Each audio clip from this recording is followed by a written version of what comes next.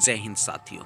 बिहार शिक्षक नियोजन दिन पर दिन बढ़ता डेट और काउंसलिंग का डेट और नियुक्ति का डेट। आज छठ पूजा जो कि बड़े सद्भावना के साथ पूरे बिहार में मनाई जाती है।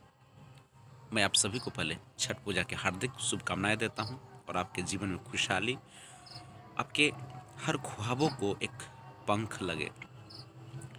लेकिन भगवान न करे कि किसी को इस प्रकार की सरकार का दर्शन हो, इस प्रकार के मंत्री का दर्शन हो आने वाली पीढ़ी को, जो कि काउंसलिंग तो करवाती है लेकिन नियुक्ति पत्र नहीं देती है। और न यहाँ बहाली का कोई ठीक, न एग्ज़ाम का कोई ठीक।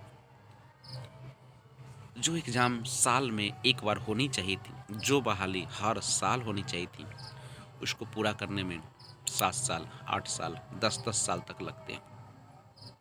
आखिर हम बिहारियों का क्या जुल्म है? आखिर हम लोगों ने क्या सितम ढाया है? आखिर हम लोगों ने कौन सी कसर छोड़ी? हम लोगों ने डीएलएड, बीएड, पात्रता परीक्षा, हर चीज़ को पूरा किया। यहाँ तक कि नियोजन इकाई में जाकर लाखों रुपए उड़ाए, फिर काउंसलिंग के लिए चक्कर लगाए, और जब काउंसलिंग हुई तो अब सरकार का रोज बहाना, कोई नियुक्ति पत्र नहीं। उनका कहना है कि अब छठवें फेज की पूरी प्रक्रिया यानी काउंसलिंग होने के बाद ही नियुक्ति पत्र बांटने की योजना एक लंबी। क्या यही बिहार की श्रद्धा है? क्या यही बिहार की जनता है? तो क्यों ना हम लोग सोच समझ कर अपने सरकार को बनाएं? क्यों ना हम लोग एक नैतिकता का पतन करने वाली जो विभाग है उसका अंत कर दें? क्या लोकतंत्र में इतनी ताकत नहीं? क्या हम लोगों को एक साथ मिलकर चलने नहीं आता? क्या सब दिन हम अंग्रेजों की तरह गुलामी खटे और उसी की तरफ फिर से अपने ही हम पर राज करें? तो ये तमाम चीज़ें लगातार घूमती हुई शिक्षा मंत्री को लगातार ट्वीट किया गया, मैसेज किया गया कि आखिर कब तक होगी थर्ड राउंड की काउंसलिंग, कब तक नियुक्ति पत्र बटेंगे? तो उनका कहना है कि वेरिफिकेशन हो रहा है, वेरिफिकेशन के बाद नियुक्ति पत्र दी जाएगी। लेकिन आखिर कब तक वेरिफिकेशन होगा? आखिर डेट बताने में क्या लगता है? वो भी निश्चित डेट क्यों? कभी दीपावली तो कभी छठ पूजा तो कभी चुनावी माहौल का बहाना। ये सब कैसी नियत है? बहाली करना तो, नियुक्ति पत्र बांटना कितने मिनट का काम है?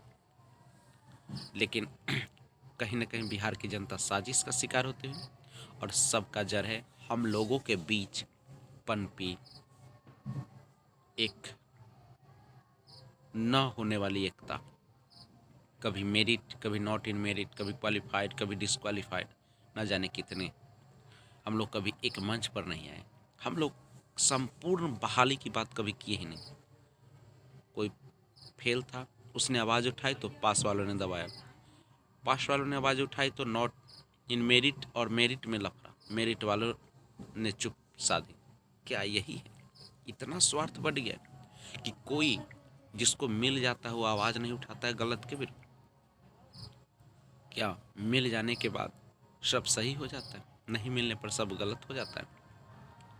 तो ये तमाम चीज़ें घूम रही है।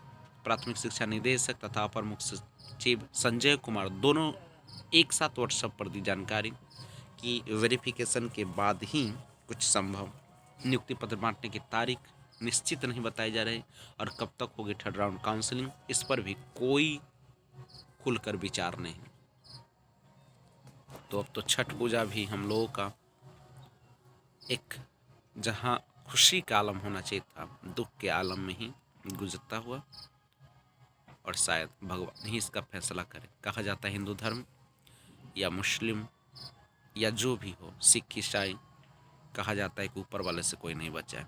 तो क्या अब हम लोग ऊपर वाले का ही आशा करें और भगवान उन लोगों को भी खुशियाँ दे?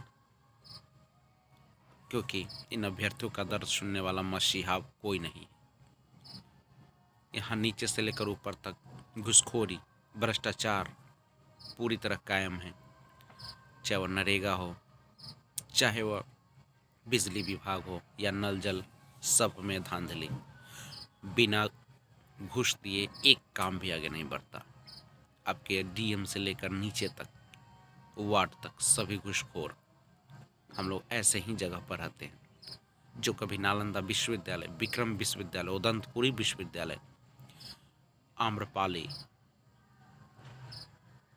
अगम कुआं, अशोक जैसे प्रतापी राजा, चंद्रगुप्त मौर्य जैसे प्रतापी राजा, न जाने कितने बेहतरीन शासन, लेकिन उसका यही बुरा हाल होगा, कभी किसी ने सपनों में भी नहीं सोचा था।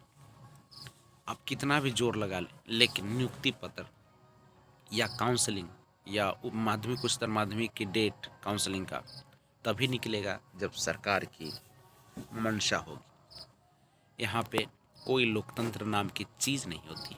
यहाँ केवल और केवल पैसे वालों की चलती, लेकिन नौकरी नहीं मिलेगी, नहीं मिलेगी, नहीं मिलेगी। जय हिंद।